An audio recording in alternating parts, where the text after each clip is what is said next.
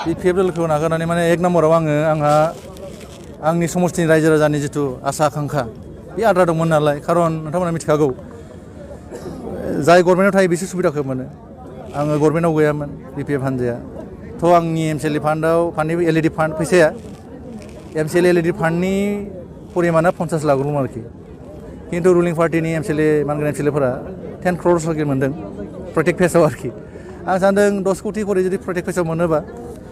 50 लाखखौ निश्चय बारा मावनो हागोन आं बे सानदों आरोखि आरो माखासे जोंनि रायजो राजा आइ आफाफोरनि जिथु आसा आकांक्षा बे जेनेबा अरुण'दय PMK चेनेल हक फिसा जिथु सेल्फ हेल्प ग्रुपफोरनि जिथु अनसुंथाइ सोरां बिथांखि हमना ला आरो जिखिनि इउपिपिएल फान्डनिफ्राय जिखिनि मिशन भिजन डिक्लेयार खालामदों बेजों रायजो राजाफोरा निश्चय मोजां लाभवान जागोन आं सानदों आरोखि खामानिया जागायदों गासिबो मोनजोबदों बुंनो नागिराखै आं जागायदों निश्चय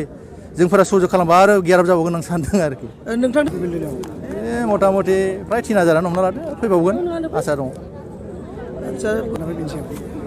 बेखौ आं आसा खालामदों बेखौ जाय इउपिपिएल दलनि मानगोनां CM सारमोन बिथांमोनासो मिथिगोन हाग्रामा महिला सारथ' आं बेखौ बिफा गुरु हिसाबै आं मावनायबोदोंमोन खिन्थु आं बिथांनि गोसोखौ जय खालामनो हायाखिसै आरोखि आं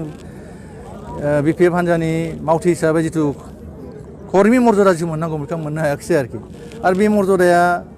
एसे गोब्राबानो BPF दलाव बेखौ बिखंगतिखौ नुनो मोनदों आरोखि जिहेतु नोंथाङा फोथायनाय दं नामा प्रमद बर'नि दैदेननाय इउपिपिएल सरकाराव फैनानै जौगानाय खामानि मावनो हागोन निस्सय खारन बे सरकाराथ' क'लिसन सरकार बे फैगौ 25 नि उनाव 30 सिम थागोन थ' रुलिं पार्टियानो बेयाव डेभेलपमेन्टखौ मावगोन अपोजिसनाल बहाथो मावनो हागोन बे खुनु डाउट गैया आरोखि जिहेतु मैया क'क्राझार लकसभा MP निफ्राय जयन्त बसुमतारी बिथांखौ फोसावबाय मा फोरमायगोन